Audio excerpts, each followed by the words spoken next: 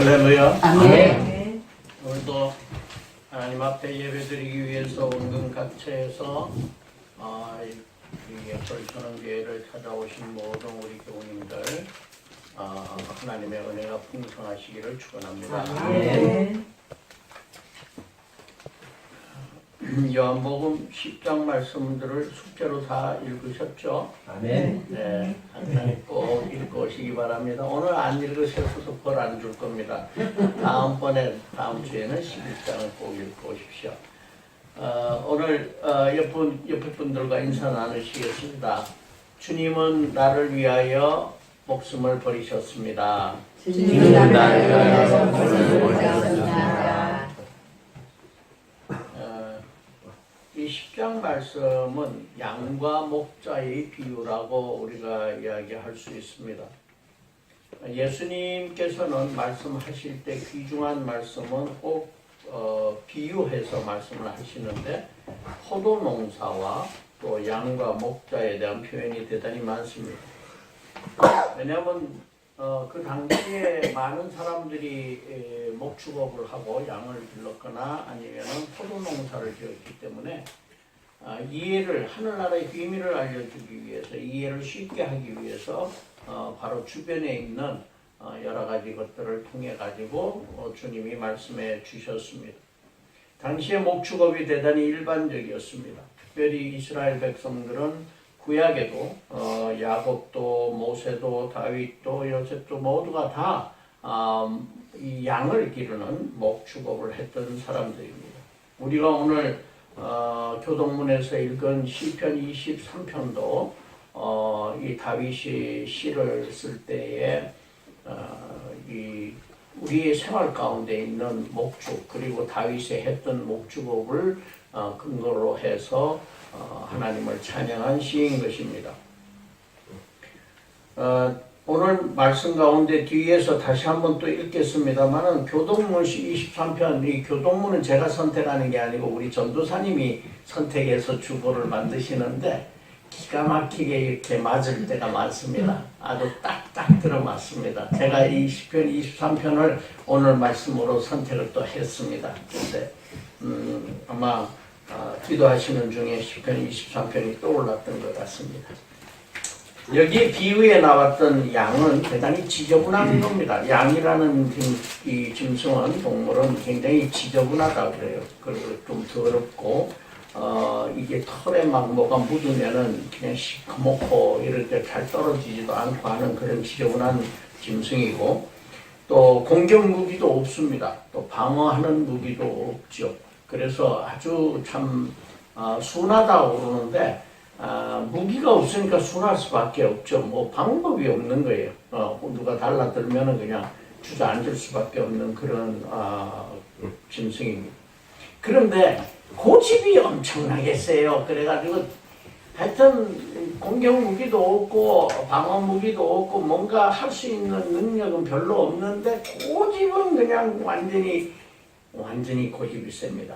그리고 겁이 많고 그래가지고 목자가 없으면은 뭐 어디론가 막 헤매고 돌아다니고 눈도 잘 보이지도 않아요. 그래가지고 아주 형편없는 짐승 중에 하나입니다.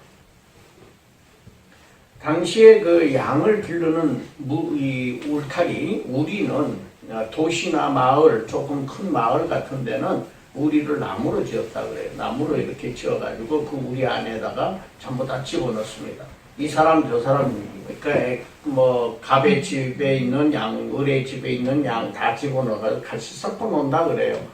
그래도 문제가 없는 것이 나중에 양을 꺼낼 때 이 목자가 오면은 목자의 음성을 알기 때문에 각자 자기 목자를 따라서 양들이 간다고 그럽니다. 그러니까 좋은 점은 그런 게 있죠. 목자의 음성을 구별할 줄 안다는 것이 이제 그 하나의 특징입니다.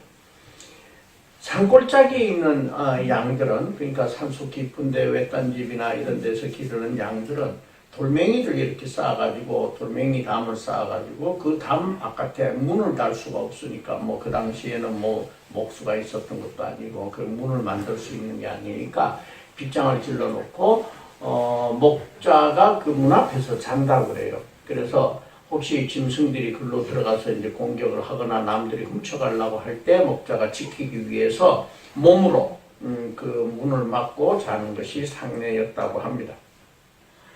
이 양과 목자의 비유에서 보면은 선한 목자다라고 하는 말씀이 나오는데 이거는 그리스도를 의미하고 있습니다. 목회자나 장로나 교회 직분자들은 모두 주님의 양을 잠시 맡은 목자들입니다. 우리는 여기서 말하는 선한 목자가 아닙니다. 아니고 우리는 주님께서 시켜서 우리가 잠시 맡아서 할 뿐이다 라고 하는 겁니다. 이 착각을 하면 안 됩니다. 또 목자장은 주님 한 분이십니다.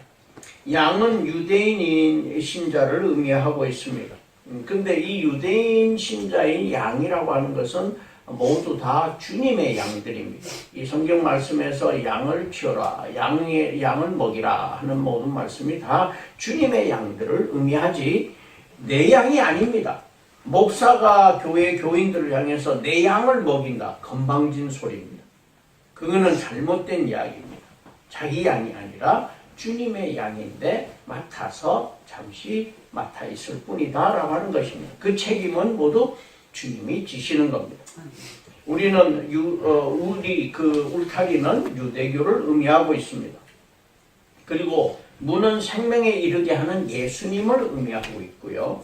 또 우리에 들지 않은 16절에 보면 우리에 들지 않은 다른 양들이 밖에 있다 그랬는데 그거는 이방인들을 의미하고 있습니다. 그래서 주님께서는 말씀하실 때 반드시 유대인들만이 아니라 이방인들까지 구원 계획에 다 있다는 것을 늘 강조해 오셨다는 것을 말씀하고 있습니다. 문지기는 하나님이시고 주님이십니다. 그리고 싹군 목자라고 하는 표현이 나오는데 이 싹군 목자라고 하는 것은 당시에 사이비들이 들어 있었습니다. 그리고 사이비들과 또 율법주의와 자기 이익에 혈안이 된 종교 지도자를 의미하고 있습니다. 이러한 상징적 의미를 가지고 오늘 이 목자와 양의 비유를 우리가 네 가지로 좀 살펴보겠는데 하나는 목자와 양의 관계가 어떠한가 하는 것과 또 선한 목자이신 주님은 어떤 분이신가 하는 것, 싹군 목자에 대해서 말씀을 나누고 네 번째는 양은 그러면 우리는 어떻게 살아야 할 것인가 라고 하는 것을 말씀을 나누고자 합니다. 첫 번째로 목자와 양의 관계입니다. 목자의 양과의 관계는 굉장히 친밀한 관계입니다. 굉장히 가까운 관계, 사랑의 관계입니다. 하나님과 우리 관계, 그리고 주님과 우리 관계, 그리고 자녀와 부모의 관계와 같은 사랑으로 연결되어 있는 관계를 말할 때 우리가 목자와 양의 관계라고 이야기를 합니다. 부모와 자녀의 관계는 가장 친밀한 관계입니다. 우리 하나님은 우리를 자녀로서 사랑하시고 모든 것을 다 베풀어 주시는 분이십니다.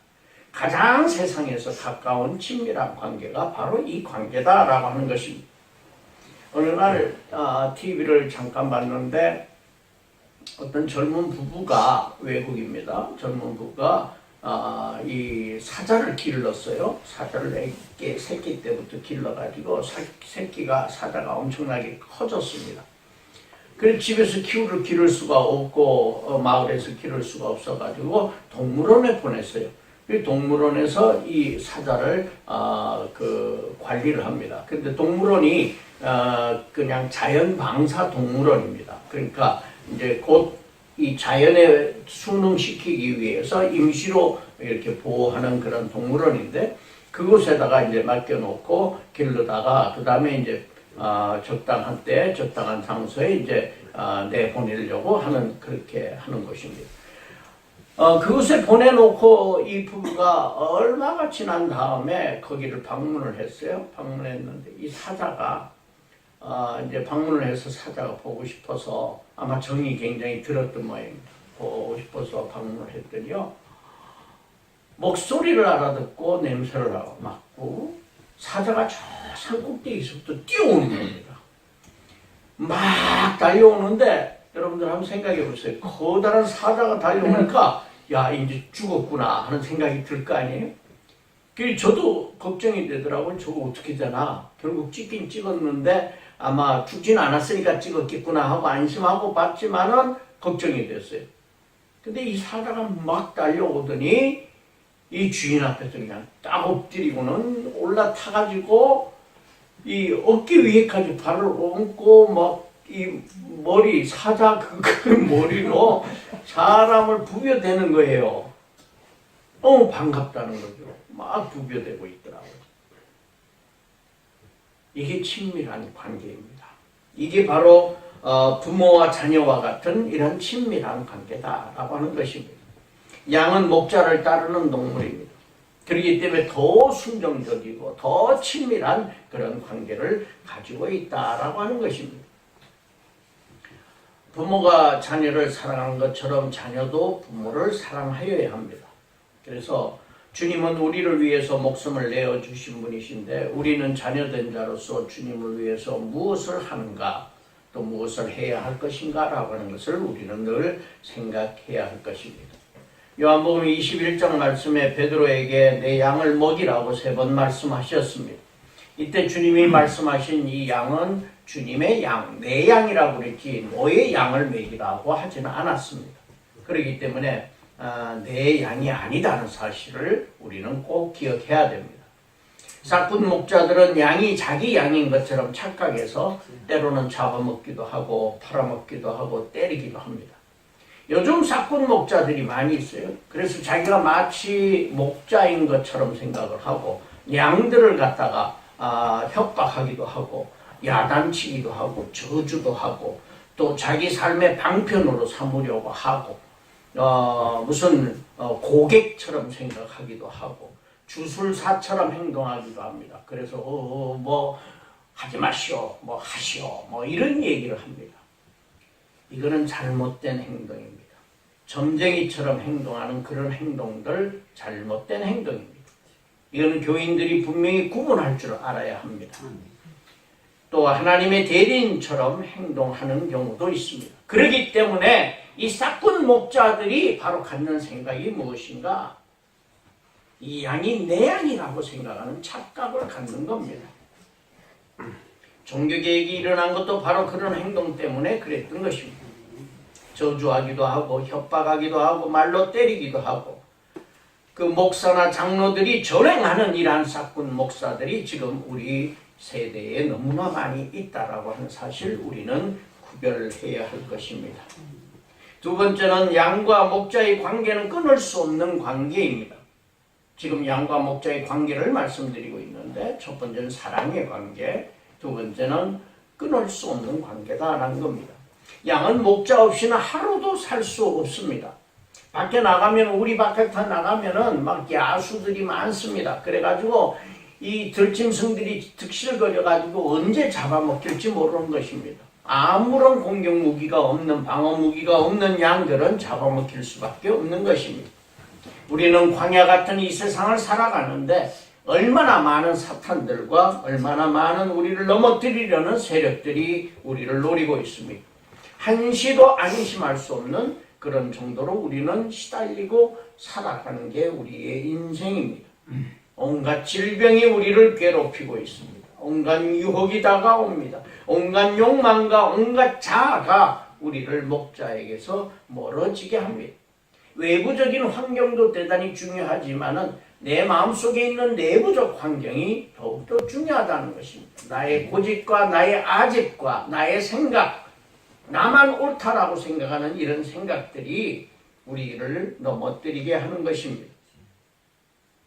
우리 자신이 가진 끊임없는 욕망, 그래서 목자를 떠나서 조금만 숲으로 들어가도 금방 잡아먹히는 그러한 상황 속에서도 고집부리고 자기의 한계와 분수를 모르고 숲속으로 나뛰는 그러한 우리를 뛰쳐나온 양과 같은 모습을 우리는 하고 있는지 우리는 한번 살펴봐야 할 것입니다.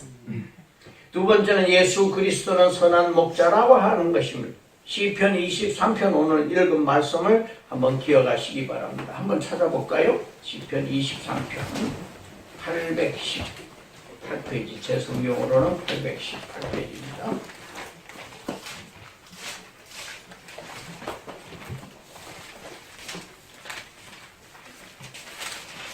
저는 이 시편 23편의 말씀을 어렵고 힘들 때 항상 이 말씀을 통해서 용기를 얻고 힘을 얻습니다. 여러분들도 이 시편 23편 말씀은 꼭 외우시고 이 찬양이 있습니다. 여호와는 나의 목자시니 하는 찬양이 있어요. 그 찬양을 여러분들도 익혀가지고 시실 때쯤 그 찬양 좀 부르시길 바랍니다. 네. 한번 같이 읽겠습니다. 여호와는 나의 목자시니 내게 부족함이 없으리로다. 그가 나를 푸른 바닥에 이시며 쉴만한 물가로 인도하시는도다. 내 영혼을 소생시키시고 자기 이름을 위하여 의의 길로 인도하시는도다. 내가 사망의 음침한 골짜기로 갈지라도 해를 두려워하지 않을 것은 주께서 나와 함께 하시니라. 주의 지팡이와 막대기가 나를 안위하시나이다. 주께서 내 원수의 목전에서 내게 상을 차려주시고 기름을 내 머리에 부으셨으니 내 잔이 넘치나이다. 내 평생의 선하심과 인자하심이 반드시 나를 따르리니 내가 여호와의 집에 영원히 살리로다. 아멘. 예수 그리스도는 선한 목자이시기 때문에 내게 부족한 것을 채워주시는 분이십니다. 아멘. 푸른 초장에 눕게 하시고 잔잔한 물가로 인도하셔서 우리의 먹을 것을 제공해 주신 것입니다. 우리의 육적인 필요들을 채워주신다고 하는 것입니다. 주님은 언제나 우리의 필요를 아시고 간구할 때 우리를 채워주신다고 분명히 말씀하고 있습니다. 마태복음 7장 8절에서 10절 말씀에 구하는 이마다 받을 것이요 찾는 이는 찾아낼 것이요 두드리는 이에게는 열릴 것이는 구하는 이마다 받을 것이요 찾는 이는 찾아낼 것이요 두드리는 이에게는 열릴 것이니라. 너희 중에 누가 아들이 떡을 달라 하는데 돌을 주며 생선을 달라는데 뱀을 줄 사람이 있겠는가? 하물며 하나님 아버지께서 우리의 창조자 하나님 아버지께서는 우리가 달라고 하는 것을 역으로 악하게 우리에게 주실 것은 아니다라고 하는 것입니다. 우리의 아버지 되신 하나님은 우리의 간구를 들어 응답하시는 축복의 하나님이십니다. 열심히 간구하고 진리를 찾고 구원의 문을 두드리시기를 바랍니다. 그래서 모든 허락을 받으시기를 바랍니다.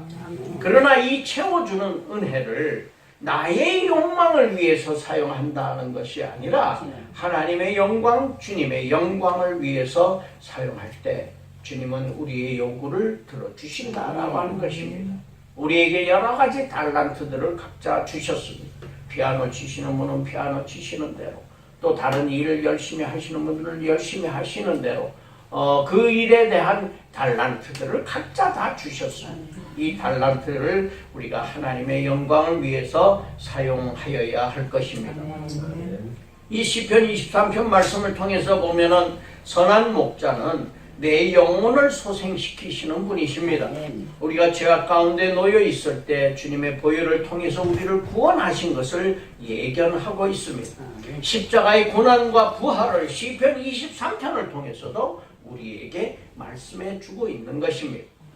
주님이 나는 양을 위하여 목숨을 버리노라고 하신 말씀은 십자가의 고난과 부활을 이미 우리에게 약속하신 것입니다. 우리는 때로 우리의 육적인 삶이 우리의 전부인 것처럼 생각하고 살아갑니다. 그러나 우리 육체와 우리 육적인 삶은 곧 땅속에 들어가 썩어지고 없어지는 것입니다. 스티브 잡스라고 하는 여러분들이 잘 아시는 애플사를 만든, 여러분들 핸드폰이 다 삼성이죠? 거의 다가 삼성이실 텐데 이 애플 컴퓨터나 아니면 아이폰을 만든 사람이 스티브 잡스입니다. 이 스티브 잡스는 1955년생이고 56세의 나이로 췌장암으로 세상을 떠났습니다. 그는 천재적인 발명, 다른 사람들이 생각하지 않는 것들을 생각해내는 능력을 그는 가지고 있었으면서 그는 혁신을 계속 일으켜서 많은 부와 명예를 얻었습니다. 그러나 그가 떠날 때 이런 얘기를 했습니다. 나는 가지고 갈 것이 아무것도 없구나라고 이야기하였습니다. 하나님을 모르는 상태에서 그는 세상을 떠났습니다. 잠시 일본의 불교에 심취했다가 그것도 자기가 어디로 가는지, 어디서 와고 어디로 가는지도 깨닫지 못하고 그렇게 많은 부와 그렇게 많은 명예를 가졌으면서도 그는 세상을 그저 빈손으로 떠나고 맙니다. 우리는 아무것도 가진 것이 없다고 하더라도 스티브와 같은 세상의 부와 명예를 갖지 못했다고 하더라도 우리는 하나님이 우리 영혼을 택하시고 부르셨다는 사실, 그리고 우리에게 죄사함을 통하여서 영혼이 영생할 수 있는 삶을 주셨다는 것이 얼마나 감사한 일인지 모르는 것입니다. 우리에게 고난과 고통이 온다고 하더라도 이 23절 말씀에 사망의 음침한 골짜기라고 하는 그러한 고통과 고난이 온다고 할지라도 여호와가 막대기와 지팡이로 우리를 지켜주신다. 목자가 양을 지키듯이 여호와께서 우리의 삶을 지켜주신다라고 하는 것입니다. 기독교인들도 아프고 상실되고 고난 가운데 넘어지기도 하는 것은 당연한 것입니다. 원수의 목전에서 상을 차려주신다는 것은 우리를 괴롭히는 사람이 없는 것이 아니라 괴롭히는 사람이 있더라도 이를 물리치고 그들 앞에서 상을 베푸신다라고 하는 것입니다. 평생을 살아가는 동안 선하시고 인자하신 뜻이 우리에게 임하시고 우리를 보호하실 것을 믿으시기 바랍니다. 제 인생을 돌아보면 하나님께서 폭풍우 같은 그러한 환난 속에서도 보호하시고 태양의 뜨거운 벽과 추위 가운데서도 보호하시었고 온갖 시련 가운데서도 승리하게 하시고 지금까지 보호하시며 인도하여 주신 것을 믿습니다. 종국에는 여호와의 집에 영생으로 살아간다는 소망을 가지고 우리 모두가 살아가야 할 것입니다. 또 목자의 심정은 부모의 심정과 같습니다. 부모의 심정은 어떤 심정입니까?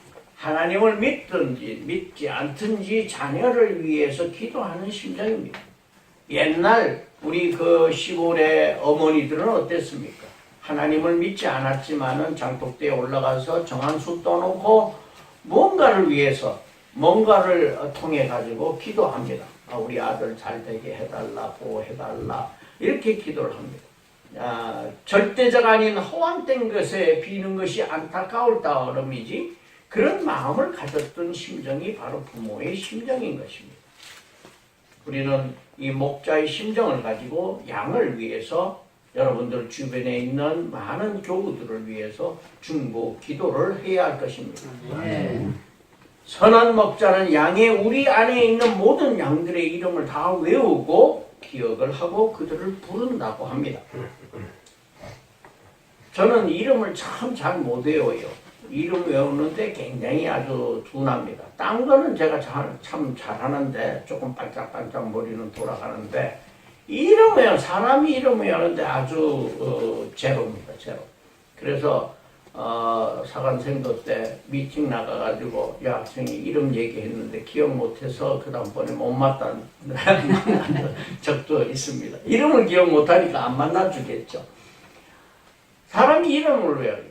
그러니까 학생들도 한 학기가 끝나야 반 정도 이름을 알까 말까요. 그런데 우리 예솔 전원계 교우들은 바로 그 다음 주에 이름을 다 외웠습니다. 왜냐면 기도를 하니까 이름을 부르면서 기도를 하니까 이름이 명확하게 머릿속에 기억이 남더라고요. 그리고 저절로 기억이 나요. 그래서 이 하나님의 이 참 섭리가 좀 색다르다. 학생들은요 아무리 학생이 이름을 외우려고 그래도 안 외워지더라고요. 안 외워져요. 그래서 후배들도 제가 이름 아는 후배들이 별로 없습니다. 제자들도 아는 제자들이 별로 없고요. 그냥 얼굴 보면 기억이 나고 그래서 꼭 물어봅니다. 이름이 뭐더라. 심지어 고등학교 동창들도 제 이름을 잘 기억을 못해요. 그래서 친한 친구 몇 사람 빼놓고는 이름 몰라서 만나면 그럽니다. 굉장히 미안하잖아요. 만나면 방법이 있어요. 나 오피랄인데 네 이름이 뭐였지? 이렇게 하면은 나 누구야? 이렇게 얘기합니다. 그럼 전혀 어색하지 않게 이름을 기억할 수가 있어요. 하여튼 우리는 목자의 심정을 가지고 부모의 심정을 가지고 여러분들이 양을 위한 기도를 열심히 하실 수 있기를 축원합니다. 세 번째는 악한 싹군 목자에 대해서입니다. 예수를 메시아로 인정하지 않고 하나님의 백성을 인도한다고 주장하는 자들, 야망과 이기적 욕심에 사로잡힌 자들, 이런 자들이 악한 싹군들이죠. 1절에서 6절 말씀에 보면 오늘 읽지는 않았습니다만 문으로 들어가지 않고 담을 넘어가는 사람은 양을 훔치기 위한 것이다. 이런 사람들이 악한 싹군들입니다. 오늘 읽은 구약 성경 에스겔서 34장 말씀을 보면 이 악한 싹군들은 양을 잡아먹고 털을 입에 죽여가지고 그 털을 벗겨가지고 자기가 입고 다닙니다. 그러면서도 양떼를 먹이지 않고 자기만 혼자 먹는 목자, 이런 거를 뭐 먹는다 이렇게 얘기하죠. 또 연약한 자를 강하게 하지 아니하고 병든 자를 고치지 아니하고 상한 자를 싸매주지 아니하고 쫓기는 자를 돌아오게 하지 아니하고 잃어버린 자를 찾지 아니하고 포악으로 그것을 다스리는 자, 포악하게 하는 겁니다. 그래서 교인들을 학대하는 겁니다. 이런 사람들, 선한 목자가 없어서 내 양떼가 산과 높은 맷뿌리마다 유리되었고 사방에 흩어졌으되 찾는 자가 없었다. 목자가 이렇게 악삭군 목자가 되면요, 양들이 다 흩어지게 되어 있습니다. 요즘 교회들이 다 부셔지고 깨지고 양들이 흩어지고 갈 곳을 못 찾는 것들은 다 무엇 때문인가? 이런 싹군 목자들 때문인 것입니다. 악한 목자들 때문에 이런 일들이 일어나고 있다라고 하는 것입니다. 그 당시에 주님께서도 이 종교 지도자들이 양들을, 유대인들을, 교인들을, 하나님의 자녀들을 이 유리 방황하는 사람들로 만들고 있었기 때문에 이렇게 주님께서 말씀하셨던 것입니다. 하나님께서는 선지자들에게 이 말을 전하라고 한 말씀은 너희는 싹군 목자가 아니라 선한 목자가 되어야 한다는 것을 말씀하고 있는 것입니다. 베드로전서 5장 2절에서 4절 말씀에 너희 중에 있는 하나님의 양무리를 취되 억지로 하지 말고 하나님의 뜻을 따라 자원함으로 하며 더러운 이득을 위하여 하지 말고 기꺼이 하며 맡은 자들에게 주장하는 자세를 하지 말고 오직 양무리의 본이 되라. 그리하면 목자장이 나타나실 때 시들지 아니하는 영광의 관을 얻으리라 고 말씀하고 있습니다. 요즘 싹군 목자들은요, 교회의 매간 매직의 행사들도 많이 합니다. 그래서 장로가 되면은 얼마, 권사가 되면은 얼마, 뭐 안수집사가 되면은 얼마를 교회에 헌금해야 된다 해가지고 공식 가격처럼 매간 매직을 하는 경우가 있습니다. 제가 어느 교인에게 그 얘기를 했더니 그 교인이 그래요. 아이고 그 교회에 헌금하는 거니까 당연하죠. 헌금은 헌금입니다.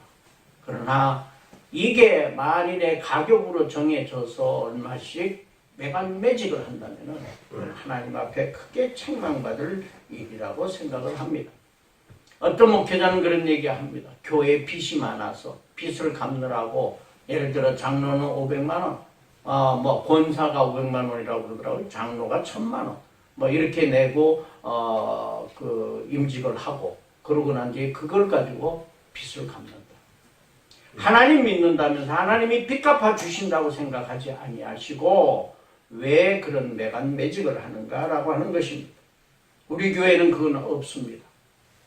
일체 없습니다. 나의 믿음과 신앙으로 우리는 직분을 감당할 것입니다. 네 번째는 양들의 삶입니다. 양들은 절대 주인 목자 앞에 나서지 않습니다. 목자보다 앞서서 걸어가지 않습니다. 우리는 주님을 항상 우리의 인생의 앞에 걸어가시도록 주님이 우리 인생의 앞길을 걸어가시도록 우리는 하여야 할 것입니다. 유대인들이 모두 주님의 양이 아닙니다.